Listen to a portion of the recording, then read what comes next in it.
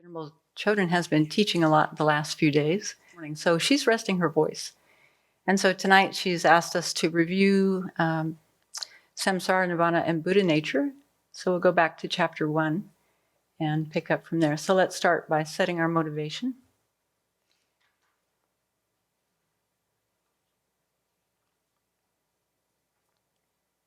And in the ordination rite, there's a very moving passage that says, we know that all sentient beings are caught by the 4 maras, which are the afflictions, the 5 contaminated aggregates, death, and the mara of desire. Sentient beings are bound in the 3 realms. They're tangled up in relationships with family, friends, and foes. And they indulge, they chase after the 5 sense pleasures. Or we could say we chased after the 5 sense pleasures.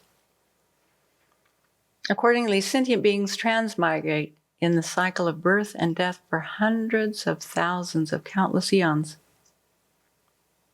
Having given up one body, they take another. There's no escape for them.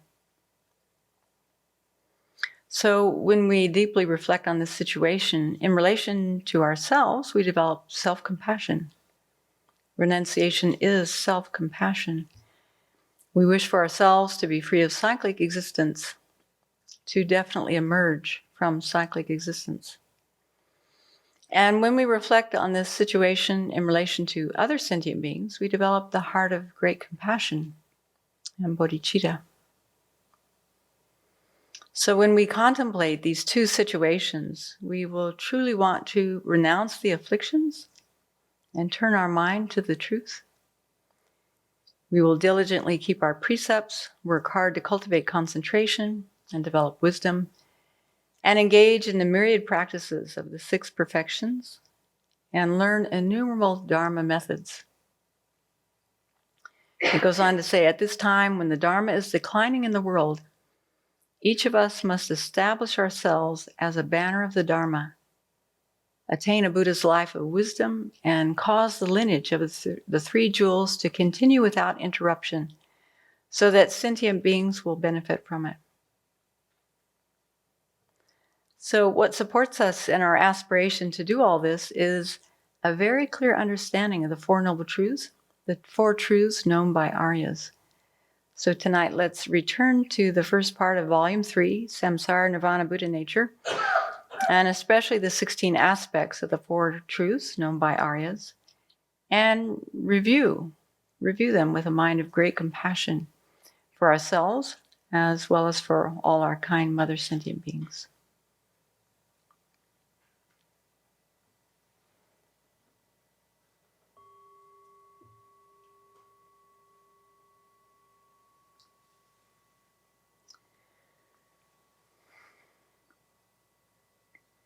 So as I was rereading chapter 1, I found it quite difficult at times to summarize a few sections, because what I found is that each paragraph is so well crafted, have you noticed? And each sentence, each word, each phrase is rich with much information. And so much to think about and so much to apply to our own lives that I appreciated the excuse to go back and spend some time with it. So tonight we'll go back to chapter 1, the self, the 4 truths, and their 16 attributes, and see how far we get. So last time we did a review, we looked at the 3 questions to begin the text. Is there a self? Is there a beginning to the self? And is there an end to the self? And so this next section looks at the 4 truths in general, and then we get into looking at the 16 aspects. So His Holiness reminds us that at the time of the Buddha, many spiritual traditions spoke about the unawakened state of samsara and the awakened state of nirvana. These were already common terms. And each tradition had its own description of dukkha, what was dukkha, what its origin was, how to cease that dukkha, and the path leading to that cessation. So what was unique about the Buddha? What did he bring into the mix that brought about a consummate understanding of these 4 truths? It's a good question, isn't it? Perhaps we'll answer that tonight. So the first two truths are talking about our everyday experience, true suffering or unsatisfactoriness, true dukkha, and the true origins of suffering, meaning the karma and afflictions. And it's always been curious to me that Buddhism doesn't offer a hard and fast definition of samsara. Have you found that? I find that curious, given there's so many definitions that we come across. So what is your own working definition of samsara? Not an illustration, but like what are the characteristics that come to your mind when you think of samsara? This body and this mind, this body that just keeps getting older and getting sick and going to eventually die, and a mind that's usually out of control. I've got to continually have to rein it in. So that's what I think about. That's my samsara. Yeah, that's an illustration, a good illustration of samsara, for sure. Anybody else? A sentient being that takes rebirth continuing under the influence of karma and afflictions. A sentient being that, yeah. Okay. Mm-hmm. Yeah. So in Sanskrit, the word samsara means flowing on or passing through. Interesting. Gyatso, the textbook author of Sarajay Monastic College, says samsara is the continuous movement from one set of aggregates to another. It's not a definition, but it's a good description, isn't it? The continuous movement from one set of aggregates to another.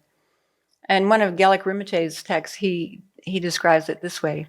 It's the continuation of the contaminated being. It's kind of like what you two are saying. So samsara is the endless cycle of birth, aging, sickness, death, birth, aging, sickness, death, without any control. How do you feel about that? You know, if someone had control over us, we wouldn't like it, would we? And yet we don't seem to mind too much that we're under the control of samsara, or actually under the control of our karma and afflictions. So samsara is illustrated. An illustration of samsara is the contaminated, appropriated aggregates, controlled by karma and mental afflictions. It's also illustrated by the wheel of life, isn't it? When we look at the 12 links. So that's a little bit about samsara. What is your working definition of liberation?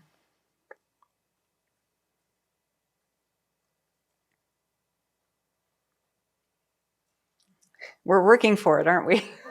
What is it? Yeah.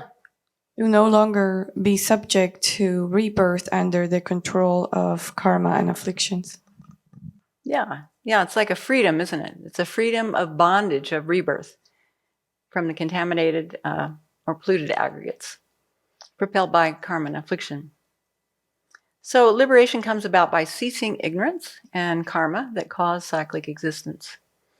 So there's this wonderful quote from the Lama Rinpoche that says, "From beginningless time, you have been conditioned to believe that the wonders of cyclic existence are sources of happiness, and you have habitually projected upon them a false image of beauty." Does that seem like what we're doing all day long, or does it seem like Cooney's Thai cuisine is actually as good as it looks? It kind of sums it up. We project beauty, security, comfort, happiness onto people, places, experiences, objects. But these people are subject to, as we've seen in, I can't remember where that came up, but people are subject to birth, aging, sickness, death, lamentation, sorrow, despair, and yet we're relying on them. We're taking refuge in them oftentimes, aren't we? So that's a setup. That's not going to work out. But this quote goes on to say, "But if as a remedy you train yourself to meditate on suffering and unpleasantness, you will put an end to these wrong ideas." So I like that phrase because it reminds us that why we're meditating on suffering. Otherwise, it's just a drag, isn't it? But we're meditating on suffering because if we meditate on suffering and unpleasantness, we will put an end to these wrong ideas. So that's why we focus so much on dukkha, on suffering. So in the book, His Holiness says, renunciation does not mean relinquishing happiness. Rather, it's the aspiration for liberation, the determination to seek a higher and more enduring happiness than samsara can offer. I think Venerable calls samsaric happiness grade D happiness or grade F happiness. Grade F. Okay. So a higher and more enduring happiness than samsara can offer. Can we even imagine that?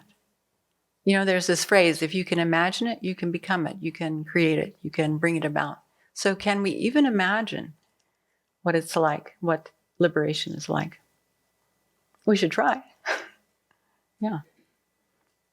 So the Buddha spoke of 4 truths in many sutras, and in the first turning of the Dharma wheel, he presented the 4 truths by means of 3 cycles. Do you remember them? What's the first one?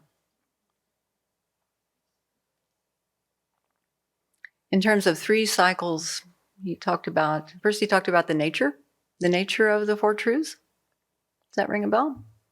And then how to engage each one. And then the results of realizing each truth. It's good we're doing a review.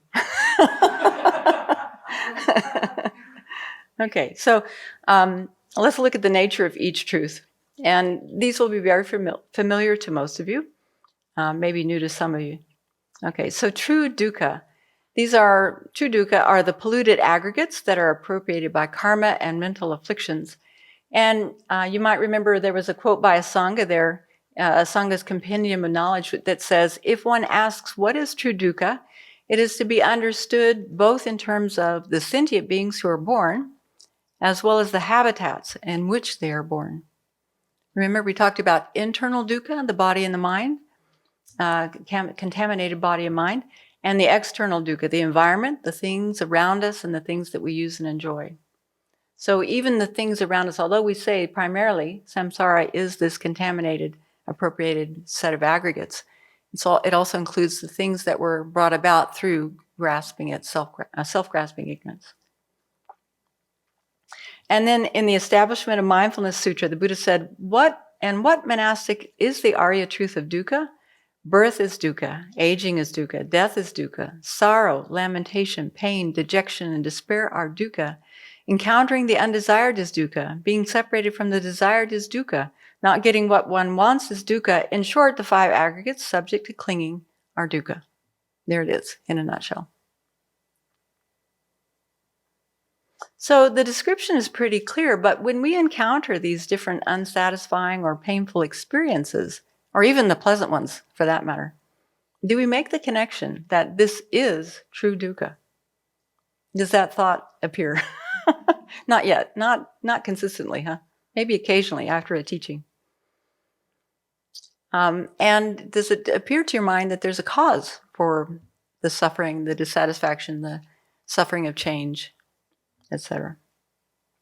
So do we recognize it to be one of the 3 types of dukkha? Dukkha of pain, dukkha of change, dukkha of conditionality. So in a nutshell, that's the nature of dukkha. That's the nature of our cyclic existence. Internal dukkha, external dukkha. And then what propels the cycle of uncontrollably and repeatedly taking psychophysical aggregates in one of the 3 realms is true origins of dukkha. And the root affliction is self-grasping ignorance. So this is a mental factor which apprehends phenomena as existing in a way totally opposite to the way that they actually exist. Whereas every phenomena exists dependently, ignorance apprehends them as existing independently, autonomously, inherently from their own side. So I appreciated the description that His Holiness included, that ignorance narrows our mind. It narrows our mind, obscuring it from seeing the multifarious factors involved in existence. Can you see that in your own experience? Venerable's been emphasizing this a lot lately, really inviting us, encouraging us to look at all the different causes and conditions that are included in any experience that we might come upon. But we tend to look for one cause to blame, one person, one cause, one external condition to blame. In reality, all countless causes and conditions come into play with every situation. So, for example, many people are blaming President Biden for the fast-growing inflation that America is experiencing right now. Is it just due to Biden's economic policies since being elected president less than 2 years ago? What do you think? A year ago, only a year. Okay, so in the last year, his economic policies and how he's been able to implement maybe one or two, has that brought about inflation? Venerable Tarpa. Well, the whole world is having inflation, so I think that doesn't make sense to think that his policies have done it. Right. You think maybe the worldwide pandemic had something to do with it? The pandemic and restrictive quarantines have led to a huge worldwide supply chain disruption.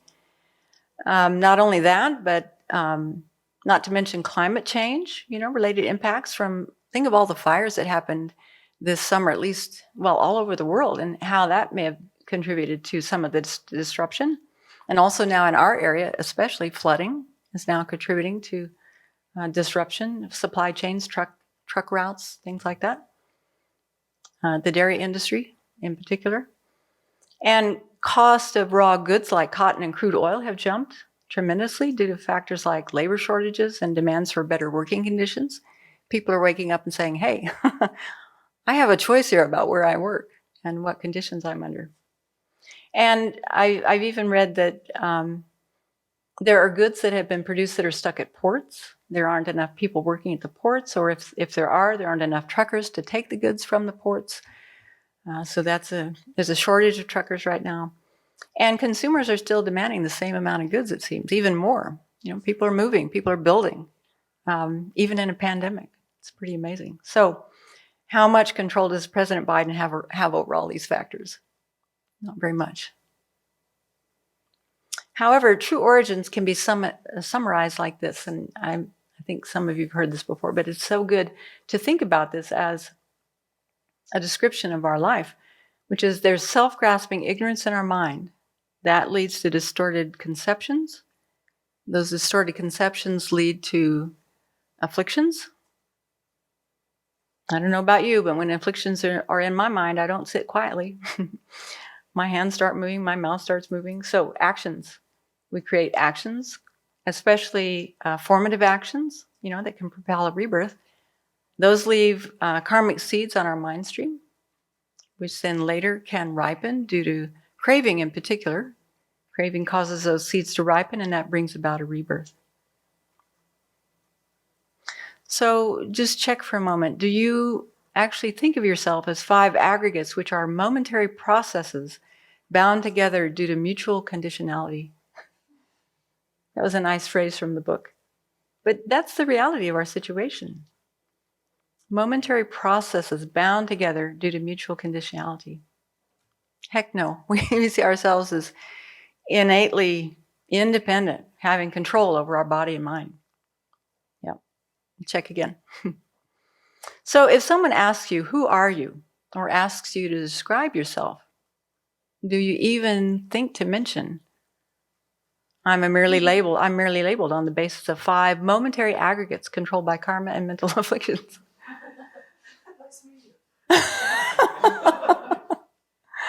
Right. So this is what we're up against, right? A lot of conditioning that causes us to grasp at ourselves as concrete, permanent, independent. But we can get a glimpse of this, when we really start thinking about the 12 links, not just once a week when our books are open on a Friday night, but really thinking about the 12 links and how they operate in our lives. And so these are coming up in our teachings here on Friday nights. Or when we meditate on the 32 aspects of the body and the changing nature of the mind and the 4 establishments of mindfulness, which we've done on a few occasions here over winter retreat, you can really begin to get a little taste of what it means to have 32 aggregates that are constantly changing in the nature of dukkha, empty and selfless. Or meditations on the 8 dissolutions at the time of death. We get a little glimpse of how we exist and how it is we go from life to life. Or meditations on emptiness can also open our mind to that. So on page 14, there's a really nice paragraph where His Holiness says, "Our bodies and minds are transient by nature. There is no further cause or external condition for their changing and passing away other than their having arisen." That's it. The Buddha said, whatever has the nature of arising, all of it has the nature of ceasing. This is subtle impermanence, and to realize it clearly through direct experience requires great mindfulness and concentration. This realization is very valuable because when coupled with the understanding that our aggregates will never be something secure that we can take comfort in, it leads us to seek the origin of dukkha and to investigate if it can be eradicated, and if so, how. So in the context of the Four Truths, the Buddha identified craving as the principal example of the origin of dukkha to highlight its prominent role. So think about it. We crave for pleasure every time we experience a pleasant feeling. You know, that Thai food, going on, meeting with your tongue, making contact with your tongue today. And we crave for existence, especially at the time of death. You know, we fear going out of existence, so we cling to our body. We cling to existence. And then true cessations are the exhaustion of true dukkha and true origin. And so from the Prasangika point of view, once a bodhisattva has meditative equipoise on emptiness, become direct and non-conceptual, in that first moment of that wisdom directly realizing emptiness, it's called an uninterrupted path. Do you remember that term? Uninterruptedly seeing truth as it is. That's the first true path in the mind. A path that directly and non-conceptually realizes emptiness. And that path, I jumped ahead. Yeah, it's a path. It's in the process of abandoning the acquired afflictive obscurations. So that's in the process of bringing about a cessation. It's the first true path, and once it has abandoned the acquired afflictive obscuration, then it becomes what's called a liberated path. So the uninterrupted path, the liberated path are both true paths, and so we'll get to that in just a moment.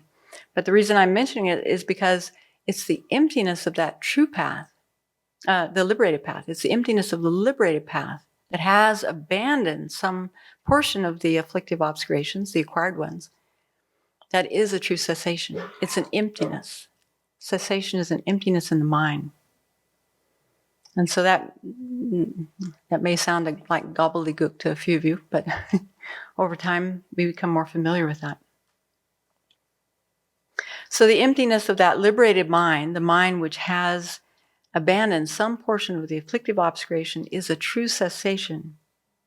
And that's brought about by the uninterrupted path. That first moment of directly realizing emptiness non-conceptually. And then true path is any virtuous path in the mind stream of an Arya being. There's a lot more that needs to be said about all four of those, isn't there? Okay, so that's the nature of the Four Truths, just a summary of the nature of the Four Truths, and then how to engage with each truth. So I have a little interactive. I thought you'd be tired tonight, and so I'm going to get you to help me play along. Just look at the first part of this. So there at the top it says how to engage with each truth. So match the correct letter with each number.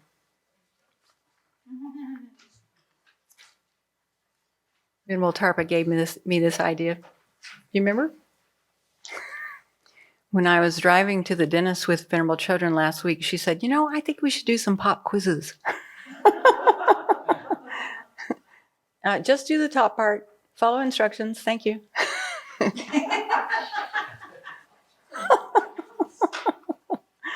Okay, so what do we match true dukkha up with? How do we engage with true dukkha? They're to be fully known, aren't they? We have to understand true dukkha. How about true origins? How do we engage with those? To be abandoned, right. And true cessations of dukkha? They're to be actualized. And the true paths Okay, good. Thanks for playing along. All right, that brings us to the third part, the result of each truth. The Buddha said true dukkha is to be understood, but there is no dukkha to be understood. True origins are to be abandoned, but there are no origins to be abandoned. True cessations are to be actualized, but there is no cessation to actualize. And true paths are to be cultivated, but there are no paths to cultivate. So there are two ways of understanding the Buddha's statement about the result of each truth. Do you remember, Venerable Tarpa? Good, thank you. The basic idea is that in one way of looking at it, once you've completed it, you're finished with it, so you don't have anything else to do. And the other way, to abandon or practice or whatever. The other way of looking at it is that, I think, is that these things are empty. And so there aren't really any inherently existent sufferings or any inherently existent origins, and etc. That's exactly right. Give her a gold star, please. Great. That's exactly right. Okay, now. Oh, okay. Well, okay. Common to all Buddhist schools, we would say, was the first one that she described, which is once we have understood dukkha, then there's no more dukkha to be understood. We've understand on a conventional level. Once we've totally abandoned true origins of dukkha, there's no more causes of suffering to be overcome. Once we've perfectly actualized cessation, our liberation is complete. There's no more cessation to actualize. And once we have fully cultivated the path, there's nothing more to cultivate. And in the uncommon Madhyamaka approach, the Buddha is referring to the ultimate nature of the Four Truths. And as she mentioned then, well, on the conventional level, true dukkha is to be understood, but on the ultimate level, there is no true dukkha, right? There's no inherent dukkha. Because true dukkha and its origins lack inherent existence, true dukkha and its origins can be overcome by actualizing true cessations and cultivating true paths. And true dukkha and the other truths exist only by merely being designated by concept and term. But on the ultimate level, none of them can be found when searched for. So they lack inherent existence. Yeah. Does that ring a bell? Yeah. Thank you, Venerable Tarpa. Okay, now, if you would, go to the second part of the exercise and match up the 16 attributes with the Four Truths. Wait, before you do that, let me ask you a question. Okay, how many of you can actually name all 16 attributes, do you think? Okay, good. This will come in handy then. I mean, not good, but maybe this will help. This will be worthwhile. This will be a worthwhile exercise. Okay, so just take a minute to do that. Okay, about there. How many got all 16? That's right. Okay, so the four attributes of true dukkha, what are the letters?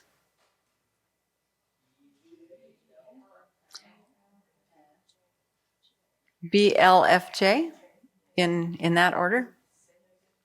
B is impermanent. L, let's try to do them in order if we can. L is dukkha or unsatisfactory nature. F is empty, and J must be selfless. Yeah? Selflessness, yeah.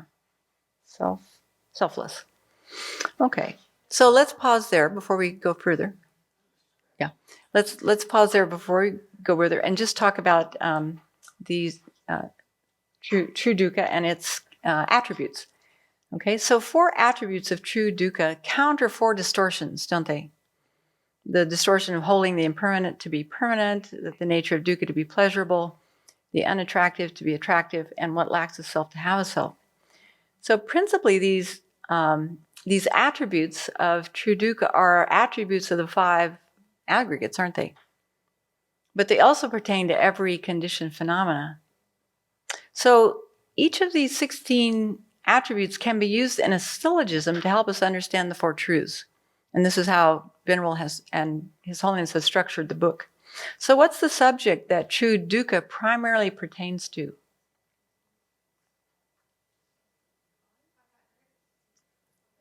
The 5 aggregates. Yep, the physical and mental aggregates. Okay. So, and these 16 attributes are going to be a predicate that go with that subject. So what's the first predicate? That's the thesis. Okay, so we've got the thesis. That's right. The physical and mental aggregates are impermanent. So why is that the case? Why are the physical and mental aggregates impermanent? What would be a... Yeah. Because they undergo continuous momentary arising and disintegration. Or you could just say simply because they're momentary. Yeah. So on page 22, His Holiness says, overwhelmed by ignorance, we apprehend transient things, such as our bodies, relationships, and possessions as unchanging, stable, and enduring, and expect them to remain the same and always be there. We don't believe we're going to die, do we? Not really. At least not anytime soon, and therefore we don't prepare for death.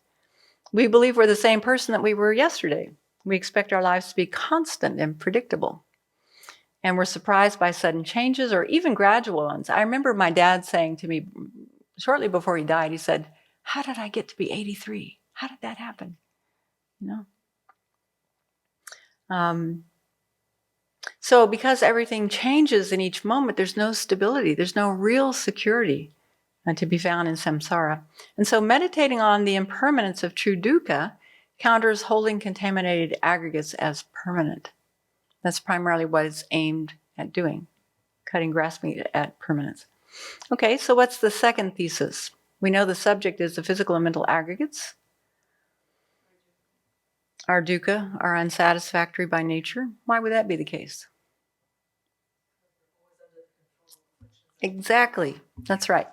The physical and mental aggregates are unsatisfactory by nature because they are under the control of contaminated karma and mental afflictions.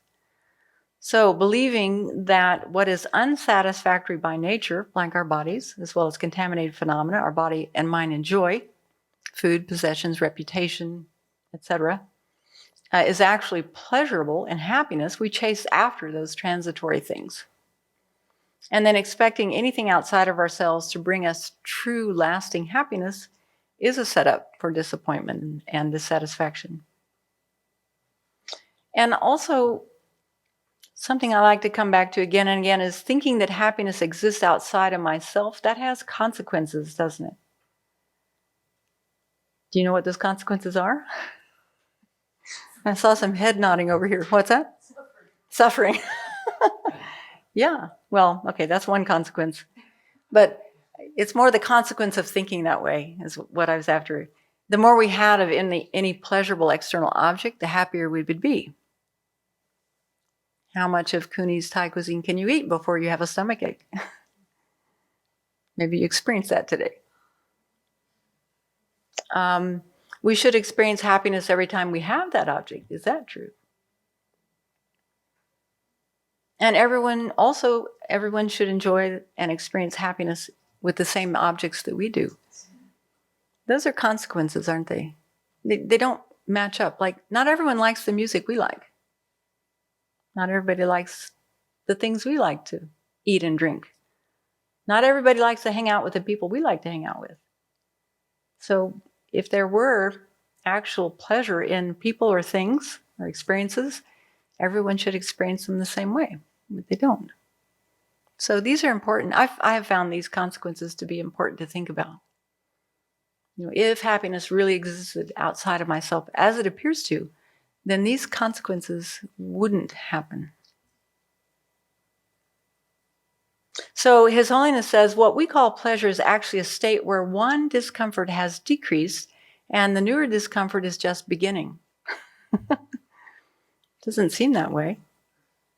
For example, when we've been sitting for a long time, like this morning, you think, oh, if I could only stand up. But how long can you stand before you want to sit down again? About an hour and a half? That's a pretty good long time. Those of you who've been to Taiwan, you know what it's like to stand for a good long time and chant. Okay. So meditating on the unsatisfactoriness of true dukkha counters the viewing them as pure and pleasurable. Okay, so what's the third thesis? The aggregates, the physical and mental aggregates are empty. You might want to say because they're a dependent arising. That's the usual syllogism, isn't it? But here, maybe you remember from Geshe Tabke's teachings. We talked about, at least from the syllogism that would be common to even the lower schools would be the physical and mental aggregates are empty because they lack a permanent, unitary, independent self. Good. All right. It's sticking. So when we focus on the body, really examining the skin and the flesh and the bones and the organs and the guts and the excretions, no one would find that the inside of the body attractive, right? So this syllogism counters holding what is impure as pure. Yeah. But also, since the aggregates are impermanent and unsatisfactory by nature, our samsaric aggregates are unattractive and not worth clinging to. That's another point to hold on to. So that's one way of thinking about that. But also meditating on this aspect, this attribute, that the emptiness of true dukkha counters the idea of holding the impure person or aggregates to be permanent, unitary, independent. So we can think of it in those two ways. Okay, and then the last syllogism. Yeah, the physical and mental aggregates are selfless because?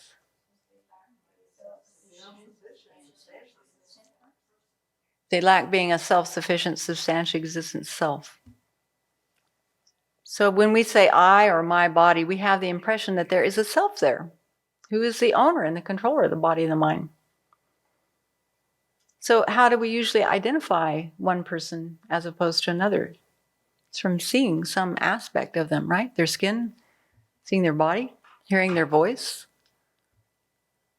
thinking about them. So, but a self-sufficient, substantially existent person could be identified without cognizing any of their aggregates. Does that make sense?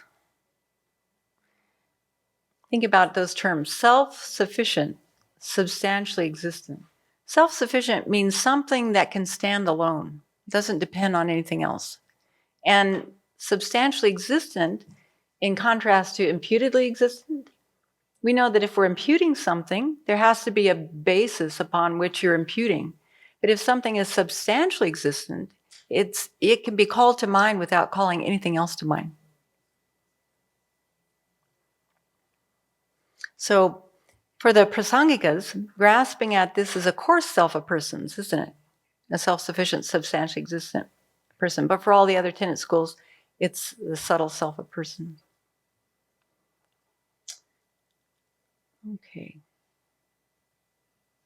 And at the end of each one of these syllogisms and descriptions of the syllogisms, there are beautiful reflections to be done. So I really encourage you to go back to those and do the reflections. They're very powerful. Okay, let's move on to true origins of dukkha. So what do you have? What are the four letters under true dukkha? A, causes. M for origin. E for strong production. P for conditions. Very good. Okay. So what are true origins of dukkha?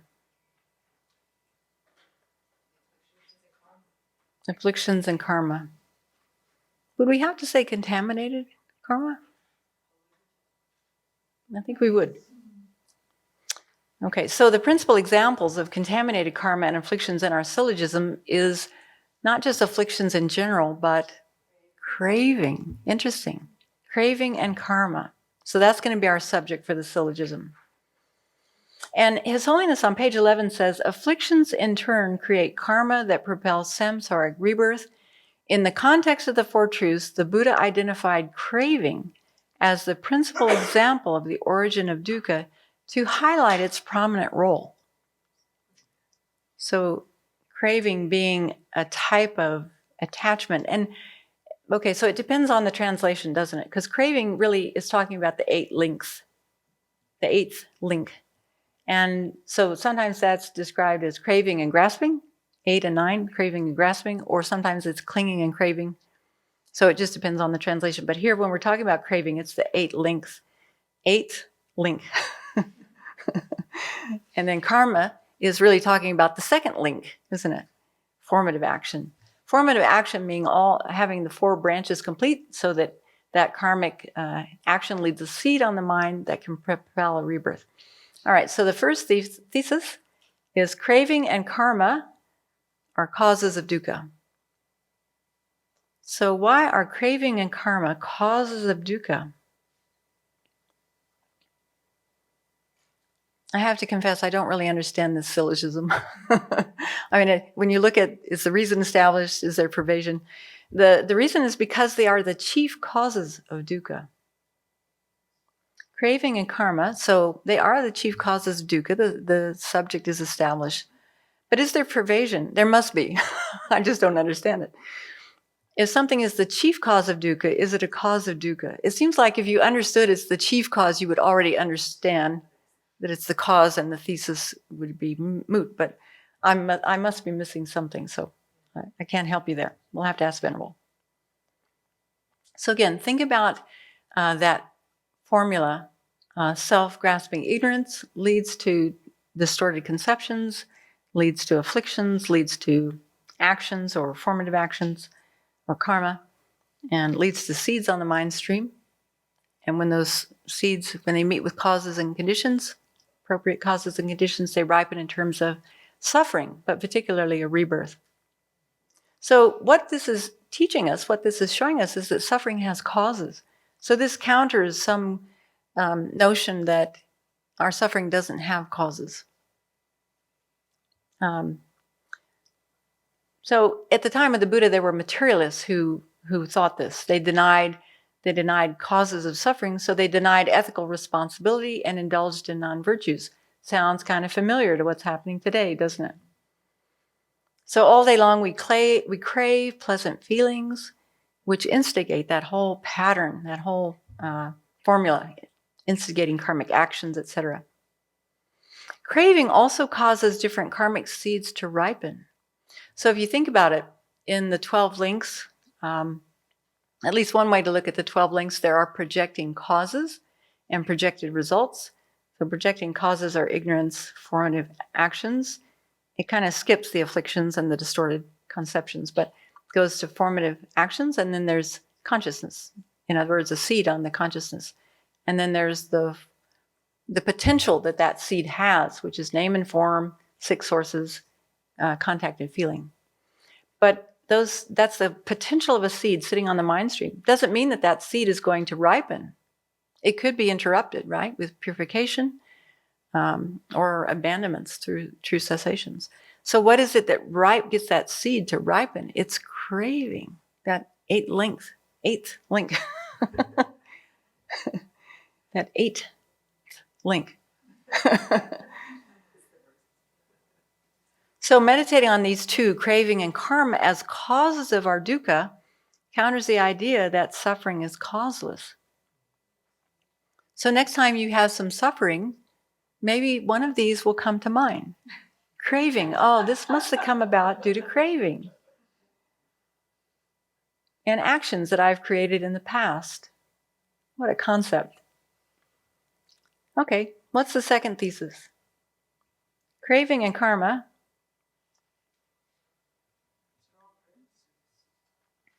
Craving and karma are origins of dukkha. So this one may not come to mind immediately either. Craving and karma are origins of dukkha because they repeatedly produce all of the diverse forms of dukkha. If you think about it, in the Lamrim Chimo, there's this section on the 8 types of suffering. You remember underneath birth, there are 5 different causes of, or 5 different descriptions of birth, and how each one of them is, like birth itself is suffering, just because birth is suffering, physical suffering. And then birth is the origin of suffering.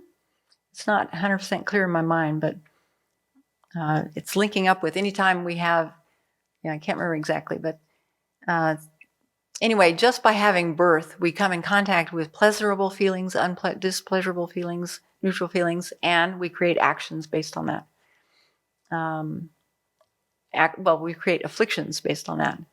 Anyway, have a look at those 5. I should have looked at those 5 before I came in. Afflictions and karma create all our mental and physical suffering and dissatisfaction of the past, present, and future.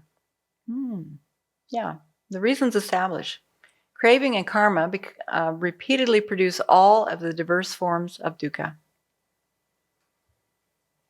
Sometimes when we're new to Buddhism, we can be shocked when we start looking at all the types of suffering. Do you remember that feeling? Where all of a sudden the only thing that appeared to you was suffering? But since all of these sufferings are conditioned phenomena, if we remove the causes for them, we can remove the suffering. That's the good news. When the conditions change or cease, the suffering they produce will also change.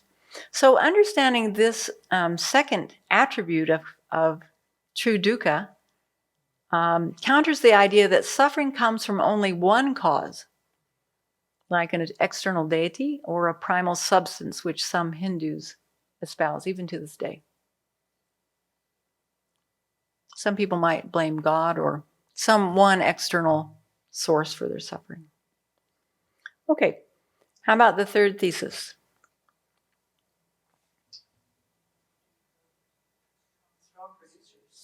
Craving and karma are strong producers because they act forcefully to produce strong dukkha. So think about it. Afflictions and karma bring intense dukkha, don't they? Like one small action with all the 4 branches complete can propel us into rebirth that would have a suffering experience for eons, they say, right? That's a big result for a small cause. And they forcefully keep us bound in cyclic existence. We are controlled by karma and afflictions. But we usually blame something outside of ourselves when things go wrong, not our own craving and karma. So when we understand that afflictions and karma are the actual origin of every one of our problems, that karma is definite, remember that one? Karma is different. Then we can begin to accept responsibility for our actions and our lives. And that empowers us then to change our actions. So this particular syllogism counters the false belief that suffering or dukkha arises from discordant causes. Incompatible causes. And that's something that we come to appreciate looking at the 4 characteristics of karma. That our experiences of happiness and suffering have causes and they're compatible causes. And then the 4th thesis, craving and karma are conditions. Okay, so not only causes, but they're conditions, because they also act as the cooperative conditions that give rise to dukkha. So think about this. They're not only primary causes, but cooperative conditions. When craving arises in the mind, it can act like fertilizer, causing karmic seeds to ripen. That's a good reason to counter it. So, think about it. That's what happens at the time of death, right? Craving forcefully arises and causes one of our karmic seeds to propel a rebirth. So understanding this syllogism counters the belief that dukkha is fixed or permanent, and that thinking our unsatisfactory state can't be overcome even though we experience temporary times of happiness or short reprieves from our suffering. Okay, so there's a lot to think about and a lot to connect with what we already understand from the Lam Rim. Really putting together this 3D puzzle of the Lam Rim can be so helpful, bringing in what we know about karma, what we know about refuge at different points, different meditations that we've come across. Okay, so that's true origin of suffering. What about true cessation? Yes. Talk more about how karma is a condition. Well, okay, so like at the time of death, craving that arises in the mind, craving for not wanting to go out of existence, craving for a body, is not a substantial cause. It's not going to turn into the new rebirth, is it? But it's going to be a condition for a seed to ripen. The affliction. I understand how that's a condition. What I'm not clear on is how karma itself is a condition. Karma. Karma is a condition. How is karma a condition? Okay, let's think about this.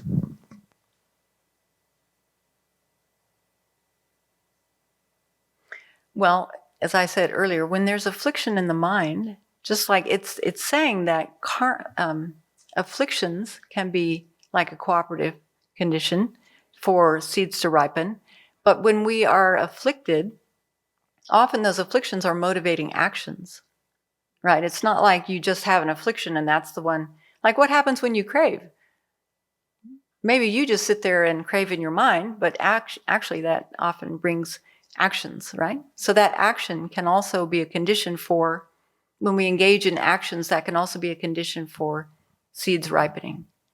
Like think about it, when we do nune, that can be a condition for karmic seeds to ripen in a quicker way than they normally would, or ripen in a less... Because I have karma kind of in the slot of cause, but that makes sense to me. Yeah, thank you. Yeah. Okay, so if we go back to the sheet, what about true cessation of dukkha? What are the letters there? Or the words? Cessation, that's D. Peace, letter N.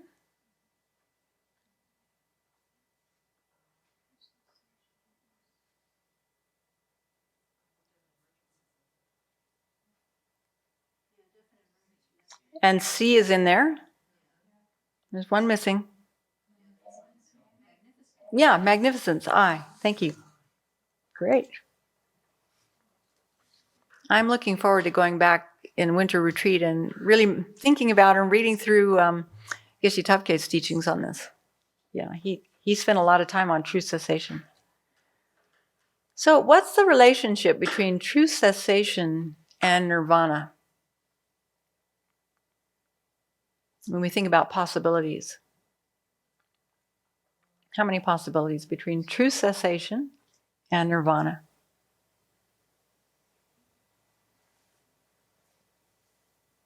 We have to understand what both of those mean, don't we, to actually come up with the possibilities. Okay, so true cessation, we talked about that earlier, right? It's the emptiness of a mind that's been induced by an uninterrupted path.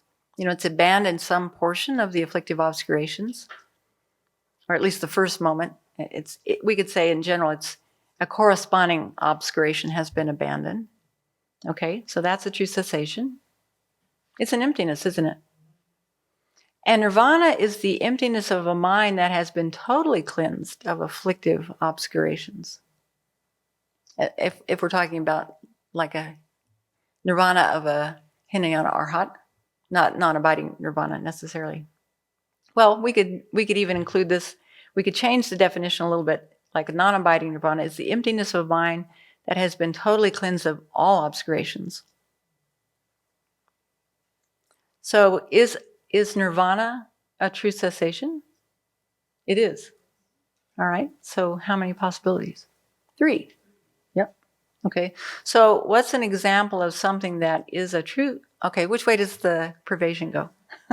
Let me ask you. Which way does the pervasion go? Mm-hmm. Everything that is cessation is contained within nirvana. Nirvana is the larger group. So not every cessation is nirvana.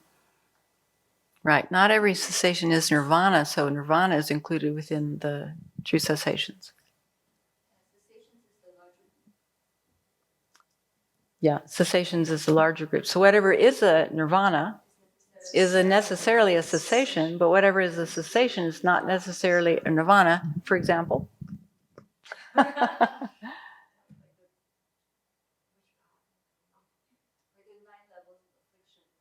Oh, don't go to that detail. You can keep it much simpler. maybe like the first cessation on the path of seeing. It's not a nirvana, is it?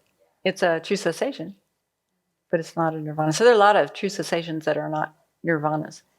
Yeah. Okay. Just a little pop quiz. Okay. So what's the first thesis here with true cessations? So we have to find out, well, what's the subject? It's nirvana. So keep in mind that nirvana is typically used in the text to describe the higher or the solitary realizers' nirvana, when they have removed just the afflictive obscurations. They still have cognitive obscurations on their mind stream, but they've completely come out of samsara. But when we talk from a prasangika point of view and we're talking about bodhisattvas, then we're talking about the non-abiding nirvana, which is Buddhahood. Yeah. Okay, so here we can look at it in different ways. So the subject here is nirvana. So nirvana, what's the thesis? Nirvana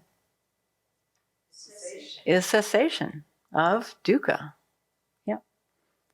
Okay, and some of these, okay, so here's the reason.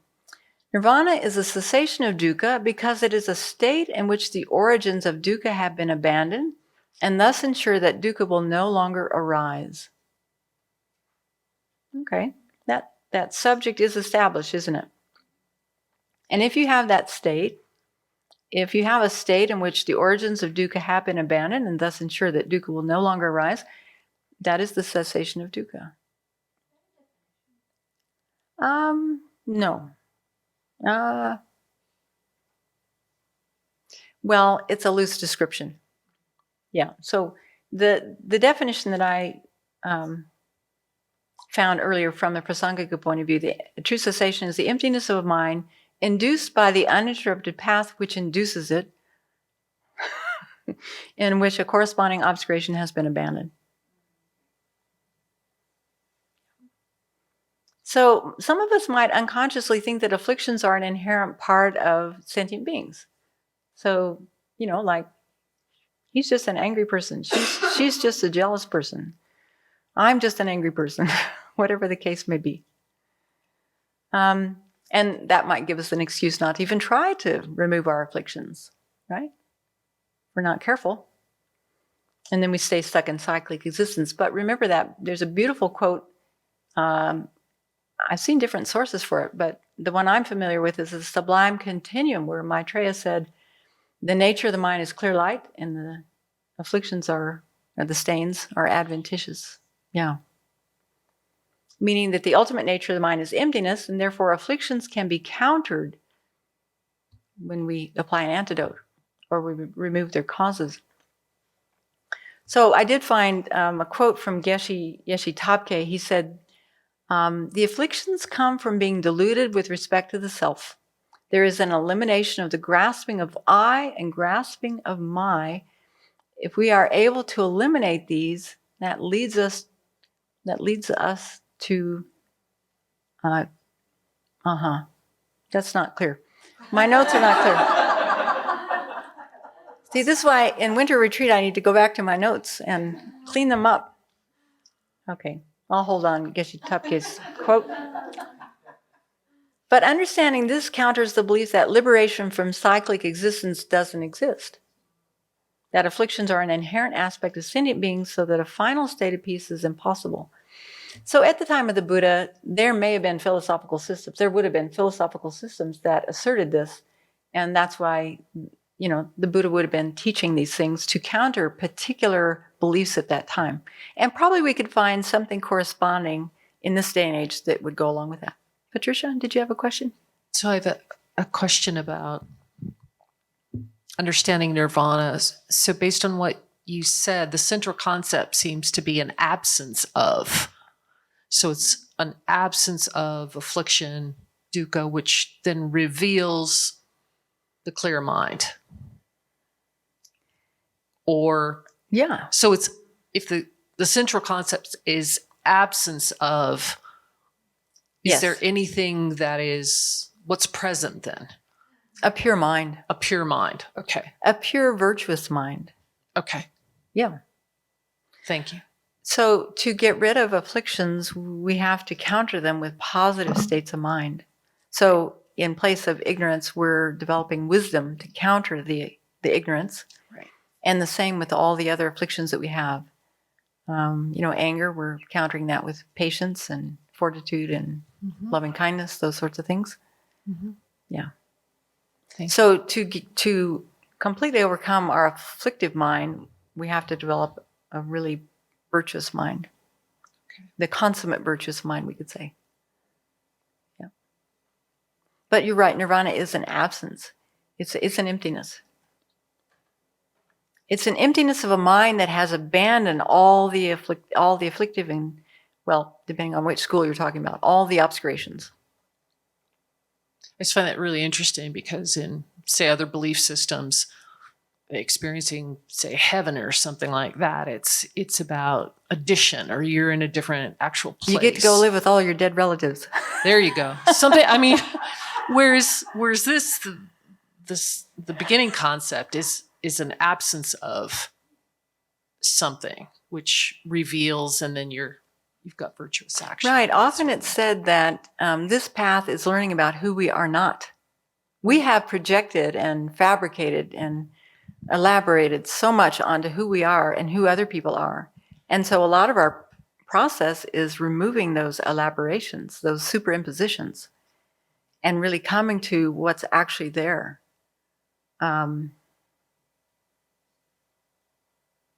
Venerable Lama did a beautiful BBC a couple of weeks ago about from a line that Venerable had said in a teaching about how our body and mind are not personal.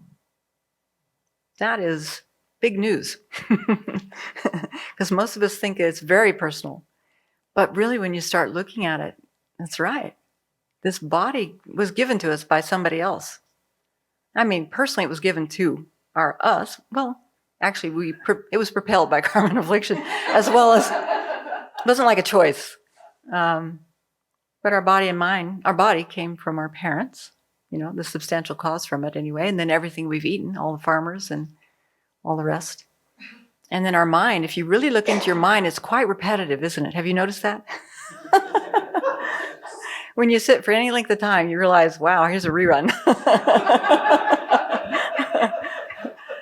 It's that thought again. Yeah, obsessive, compulsive, dysfunctional thinking. And you use the example that, sometimes she hears the voice of her teacher in her mind. Well, that's come from her teacher, So a lot of what goes in our mind are jingles, or things that other people have said, or things that we've thought before, or just habits, really, habits of the mind. It's quite humbling to realize that. The mind is not really that personal. It's just a lot of reruns. Yeah. So we're trying to eliminate that. Yeah. Okay. Okay. Anything else? Because we're running out of time.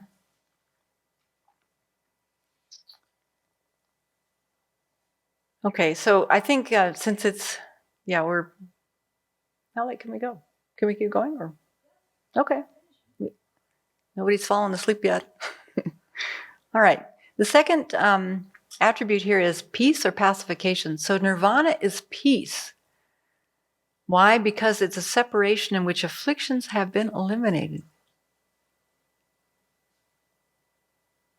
So we're warned about mistaking one or more of the jhanas or the form realm or meditative absorptions of the formless realm for liberation.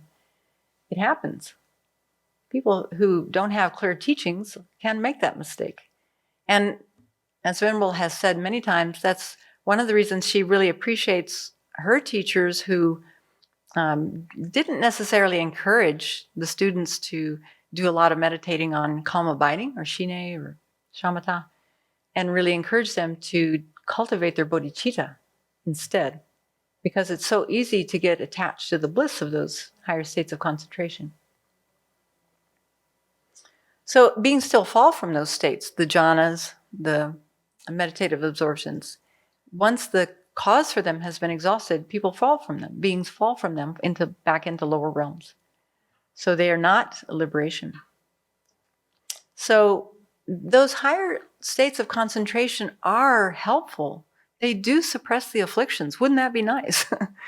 but they're temporary cessations. They're not the full meal deal. So when we have eliminated these faults of afflictions and contaminated karma, a type of peace arises from having eliminated the process of rebirth and from having eliminated the afflictions, but from eliminating the process of rebirth, which then includes all the different sufferings of rebirth. So understanding this second attribute counters the belief that polluted states of concentrations are nirvana. That would have been important at the time of the Buddha. There were a lot of teachers at that time teaching those high states of concentration.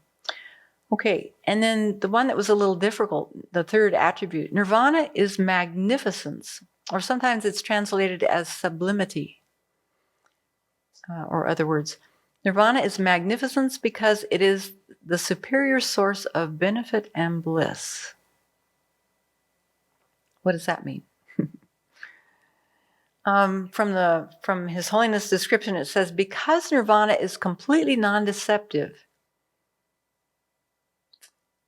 and no other state of liberation supersedes it, no other state, nirvana is supreme and magnificent. Sounds enticing, doesn't it? You know, probably a lot of our lives we've chased after a kind of temporary happiness that has a kind of agitation to it if we really look closely.